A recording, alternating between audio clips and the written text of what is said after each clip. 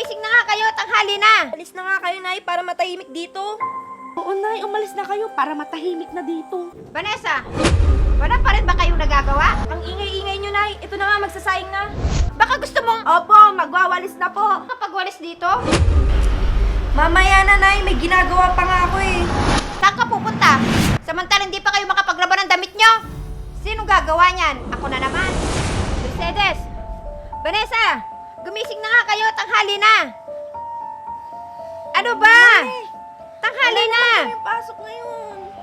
Nay naman eh. Ang aga-aga pa. Magsigising na nga kayo dyan, tanghali na. Anong maaga pa? Tanghali na oh. Mamamalengke pa ako. Ayun naman pala, Nay. Ba't nyo pa kami ginising? Alangan naman na pabayaan ko kayong ganyan. May mga trabaho kayong dapat nyong gawin. Ikaw, Mercedes, magwalis ka na sa paligid. Ikaw, Vanessa, magsaing ka na. Para pagdating ko, ulam na lang ang lulutuin ko. Oo na po, kay aga-agang ingay-ingay nyo. Aba, sinasabi ko lang ang gagawin nyo. Ano ba yan, Nay? Ang ingay-ingay, nakakaya sa kapitbahay. Kayo ang mahiya. Puro pangalan nyo lang ang naririnig nila. Umalis na nga kayo, Nay, para matahimik dito. Siguraduhin yung babangon na kayo, ha? Oo, Nay, umalis na kayo para matahimik na dito. Siguraduhin yung babangon na kayo, ha?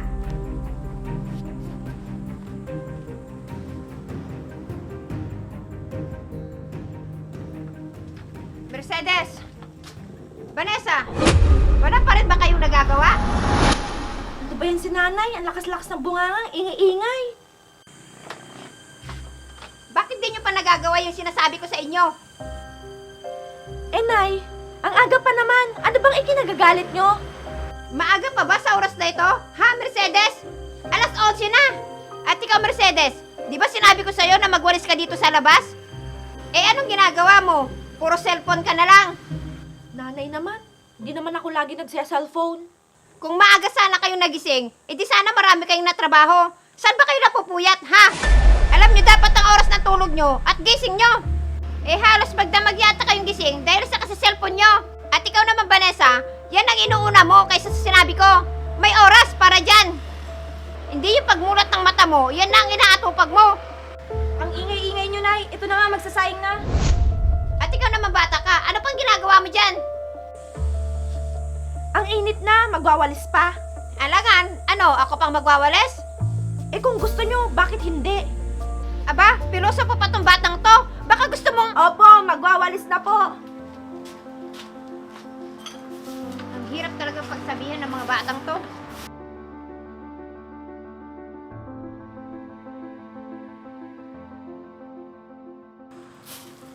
Kakainis naman.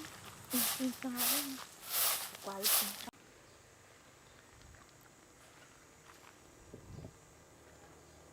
Kakainis. Pwede naman mamayang hapon. Init na. Hoy, ano binubulong-bulong mo dyan? Eh paano? Si Nanay kasi. Pinagwalis pa ako, eh ang init na. Eh bakit kasi hindi ka umaga nagwalis? Eh sa inaantok pa ako kanina eh. Iyon naman pala. Eh di magtiis ka. Nakakainis kasi si Nanay. Ngawa ng ngawa. Kaya mas magandang wala na lang sa loob ng bahay si Nanay eh. Para walang boses na nakakarinde. Talagang ganyan yung nanay mo, ano ko ba? Eh bakit? Binubungangaan ka rin ba ng nanay mo? Hindi naman. Eh, bakit mo nasabi na ganyan yung mga nanay? Alam mo, ako kasi, sinusunod ko lahat ng bilin sa akin ng nanay ko. Ayoko kasi magingay at magalit sa akin ng nanay ko. Kaya tinutulungan ko siya palagi. Dahil nakakatakot. Pag isang araw, hindi mo na marinig yung ingay na yun. Eh ano naman nakakatakot doon? Maiintindihan mo rin ang sinasabi ko sa'yo balang araw. Hindi ko siya magets. Ano naman kaya nakakatakot doon? Mas maganda nga wala si Nanay sa bahay para laging tahimik. At least, walang magbubunga na nakakarindi.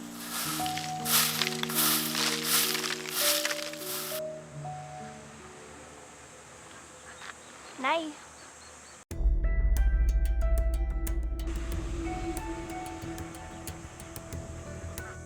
Oh, Vanessa, saan ka pupunta? Anay, birthday po kasi ng kaklase ko ngayon. Ano? Makiki-birthday ka? Ganyan ang suot mo? Nay, anong masama sa damit ko? Ang init-init ng panahon. Kahit na. Ibagay mo naman yung suot mo. Magpalit ka, bilis. Anong gusto niyo, Nay? Magkimono ako? Nay naman, wag niyo akong igaya nung kapanahunan niyo. Bagong henerasyon na ngayon, Nay. Gusto niyo bang pagtawanan nila ako? Hindi naman yun ang ibig kong sabihin. Ang gusto ko lang, maging formal ka para hindi ka nila bastusin. Masama ba yung sinabi ko sa'yo, ha, Vanessa? Bakit ba napakapakalamera niyo, Nay? Lahat na lang.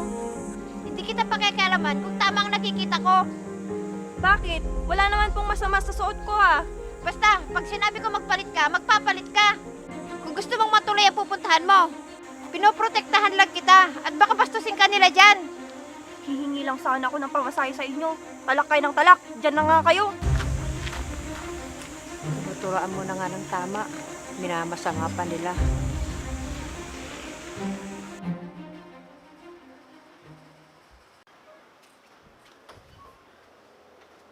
Ano ba yan, Vanessa? Di ka ba lang makapagwalis dito? Mamaya na, Nay. May ginagawa pa nga ako eh. Eh, anong ginagawa mo? Eh, nakahiga ka lang dyan. May kachat pa nga ako, Nay. Mamaya na lang, okay? Nakakatiis kayo na makalat ang paligid nyo? Gagawin nyo din pala. Ang dami pang sinasabi.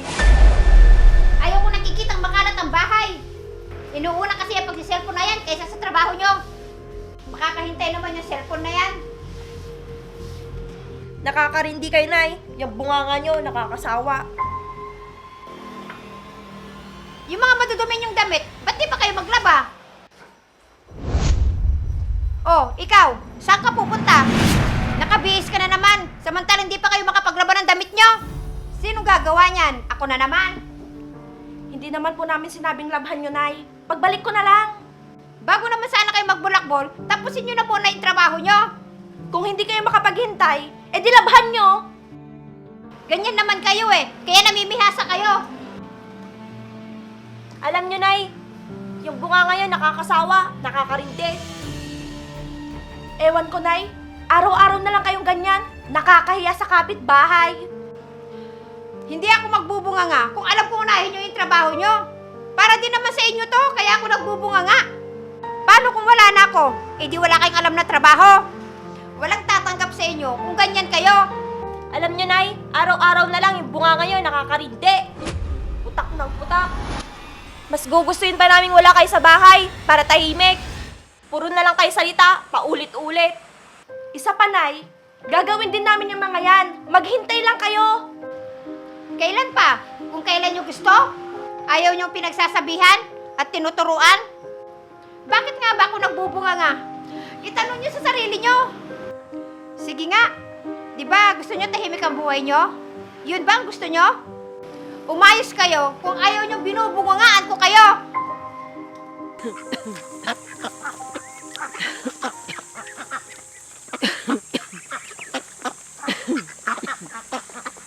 O, Chang. Ayos lang ho ba kayo? Hindi, iho. Eh, dapat ho kasi, hindi na ho kayo yung gumagawa niyan. Nasaan ho ba si Mercedes tsaka si Vanessa? Ano na naman ho ba yung ginagawa nila? Kaya mo na sila, iho. Okay lang ako. Sa itsura nyong yan, alam kong hindi ho kayo okay. Huwag mo akong alalahanin. Kapag pinagsasabihan ko sila, sila pa yung nagagalit. Nakakarindi daw ako. Kaya mas gusto nila na wala ako sa bahay para tahimik. Naiisip ko tuloy na ano kaya kung iiwan ko na muna sila. Huwag po kayong mag-alala. Kakausapin ko po sila. Huwag na, iho. Baka magalit din sila sa'yo. Tsaka huwag na ho kayong umalis. Mas lalo lang lalala yung ugali nila pag umalis ho kayo. Ako nga ho eh. Ayoko mawala sa tabi ko yung nanay ko. Dahil mahal ko siya. Kaya nga ho pinapaintindi ko sa kanila kung gaano kahalaga ang pagbubunga nga ng isang magulang sa anak. Maraming salamat, Iho. Wala nang ano man yun, Chang.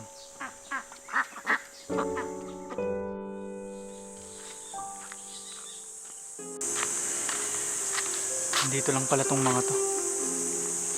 Saan pupunta to?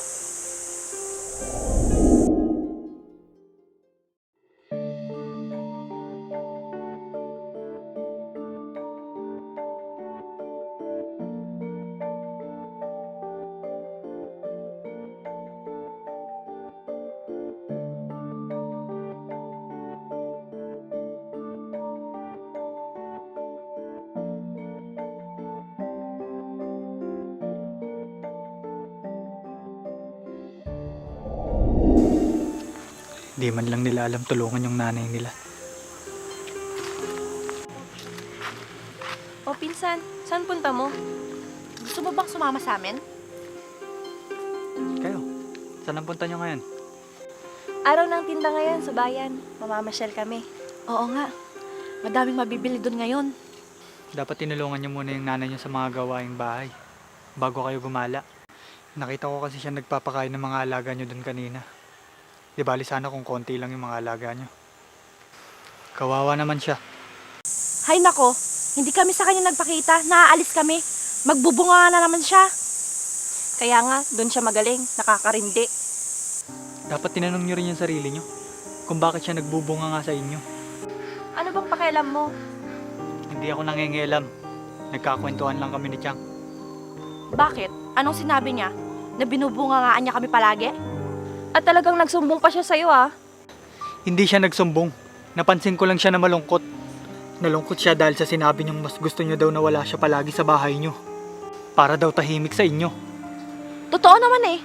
Paggising namin, bunganga niya na lang yung naririnig namin. Ang tanong, bakit? Sinusunod niyo ba yung mga bilin niya? Ginagawa niyo ba yung mga sinasabi niya? O baka naman mas mataas pa yung boses niyo pag sumasagot kayo? Mali yun. Kaya nagbubunga nga yung mga nanay natin dahil gusto nila tayong matuto. Gusto nilang matuto tayo para pagdating ng araw na mawala man sila sa tabi natin, ay hindi tayo mahihirapan. Tayo rin kasi ang kawawa kapag nasanay tayong nasa tabi lang natin sila at sila lang din ang gumagawa. Kaya ako, palagi kong sinusunod ang utos at bilin ng nanay ko. Kahit na magbunga nga siya sa akin, kung alam kong mali ko, tatahimik lang ako. Mas gusto ko nga may nag-iingay sa bahay kasi alam naming mas makakabuti sa amin yun. Pwes iba kayo, iba kami. Nakakarindi kaya sa araw-araw na may nagbubunga nga. Bahala kayo. Basta ako, gusto ko nang may nagbubunga nga kesa wala. Abnormal. Hay nako, tara na nga ate.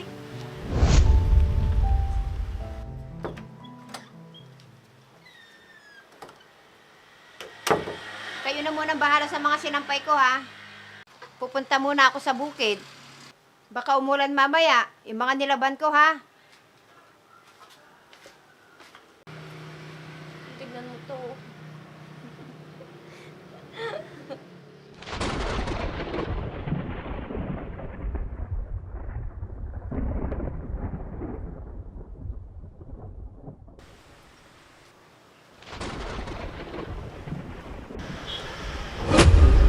Ano, Nay? Magbubunga ka na naman?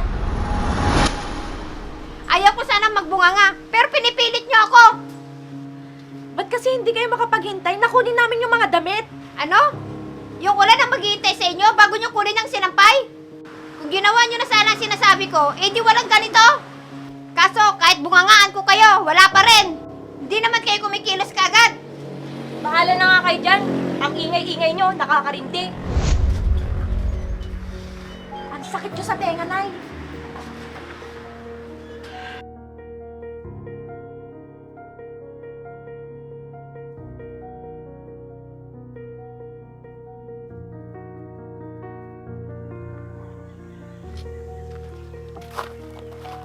O Chang, may sakit po ba kayo?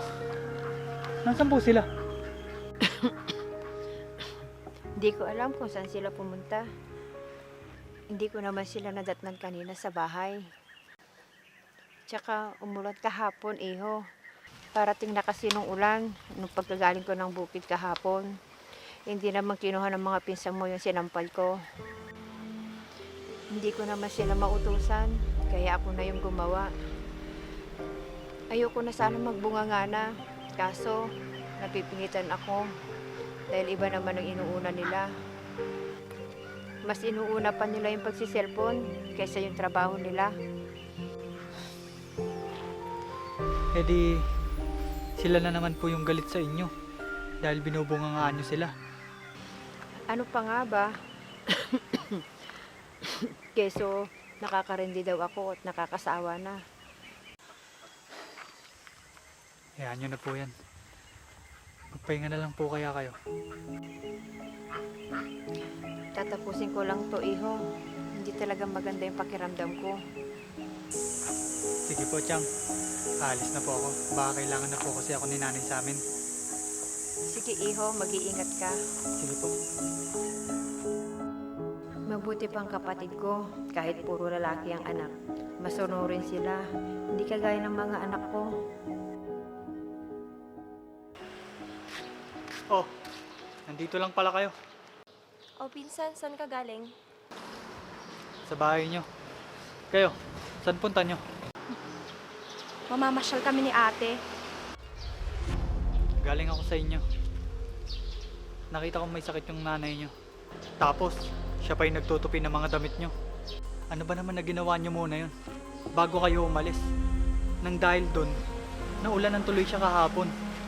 Eh inutos naman pala sa inyo yun. Imbis na ipapahinga niya na lang, mas inunan nyo pa yung pamamasyal. Eh ano bang pakialam mo doon? Kaya nga, at isa pa, mas okay na hindi namin siya nakikita. Pag nasa bahay kami, bunganga niya na lang ang naririnig namin. Kaya nga, nakakasawa siya, nakakarinde. Kaya nga mas okay na wala siya, tahimik yung bahay. Mas okay na wala siya. Alam mo yon, may peace of mind. Dapat alam nyo sa sarili nyo kung bakit siya nagbubunga nga sa inyo. Alam nyo, nasa inyo yung problema eh. Wala sa nanay nyo. Kung marunong lang sana kayong magkusa o sumunod sa mga bilin niya. So anong ibig mong sabihin? Mga tamad kami? Oo nga, gagawin naman namin. Kaso, busy lang kami. Saan? Sa kaka-cellphone ninyo? Eh ano bang pakialam mo? Eh di kung gusto mo, iuwi mo na si nanay para matahimik naman sa bahay. Bakit ikaw? Hindi ka binubungangaan ng nanay mo? Hindi. Dahil hindi naman ako tamad, kagaya nyo. Isa pa, mas gusto ko nga naririnig na pinapagalitan ako. O kaya binubungangaan ako ng nanay ko. Dahil alam kong para sa akin din ang mga salitang yun. Dahil natatakot ako na baka isang araw, hindi ko na marinig yung pagbubunganga ng nanay ko. Dahil tanging ang nanay ko lang ang nagmamahal at nagmamalasakit sa akin ng buong puso. Walang sino man. Kaya para sa akin, ang boses ng ina ay ang tinig na ayaw kong mawala sa pandinig ko.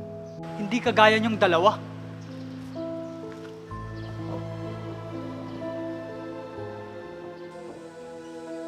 Nay!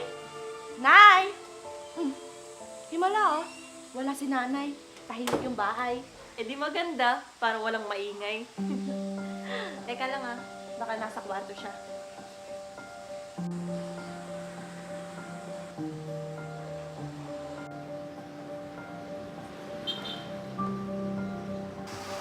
Diba, sabi ni Brian, may sakit siya. Baka nag-iinarte lang siya, para pansinin natin. Sa bagay. Halika dito, baka magising pa yan. Imbis na tahimik tong bahay natin, magugulo na naman pag nagbunga nga yan. Kaya iwan na lang natin dyan yan. Sige.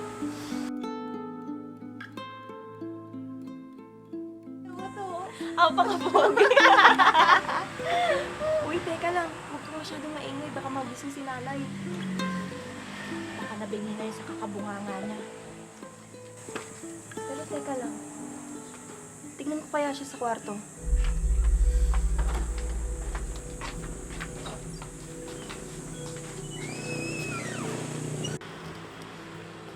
Nay, andito na kami. Bumangon ka na dyan.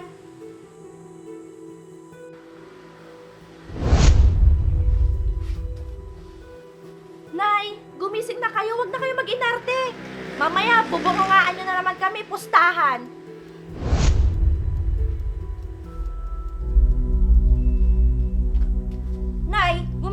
kayo dyan. Nakakainis na kayo. Nay, hindi na uubra sa amin yung ganyan. Bumangon na kayo. Nay, gumising na kayo.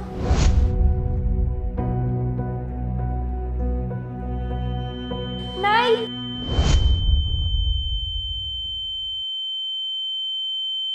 Nay! Nay! Nay! Nay! Nay! Huwag ka naman ganyan! Gumising na kayo, Nay! Nay! Huwag kayo magpero ng ganyan, Nay! Nay! Nay, huwag niyo kaming iwan, Nay. Nay! Nay! Nay! Gumising na kayo, Nay! Nay!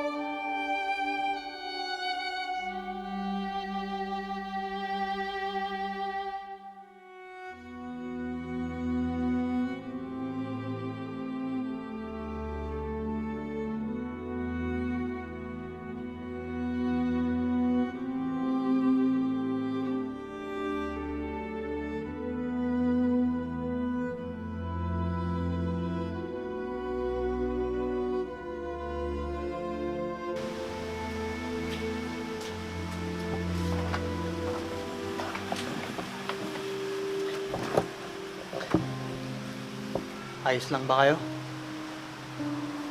Ang bigat sa dibdib. Nawala si nanay nang may masama ng loob sa amin. Nakakabingi yung katahimikan ng bahay. Nakakapanibago. Walang maingay. Ito ang ibig kong sabihin sa inyo noon. Malis na nga kayo, Nay, para matahimik dito. Para sa akin, Siguraduhin yung babangon na hindi kayo, ha? nakakarindi ang boses ng isang ina. Dahil ang boses nila ang siyang nagsisilbing sirena natin para malaman kung ano ang tama at mali. At oras na hindi mo na ito marinig, darating ang panahon na hahanap-hanapin mo ang ingay na nakakarindi. Ang ingay na bumabasag ng katahimikan sa buong bahay. At ang ingay na nagpapahiwatig ng pagmamahal sa ating mga anak. At ngayon ang oras na yun. Bahala na nga kayo dyan. Ang ingay-ingay nyo, nakakarindi. Ang sakit nyo sa tenga, Nay. Halos mag-iisang linggo pa lang nawala ang nanay niyo. Alam ko, miss niyo na ang boses niya. Ang nakakarindi at nakakairitang boses niya na sinasabi niyo noon madalas. Tama ba ako? Ang hirap pala ng ganito. Kung may babalik ko lang sana yung nakaraan. Kahit araw-araw ko pang marinig yung boses ng nanay ko, okay lang sa akin.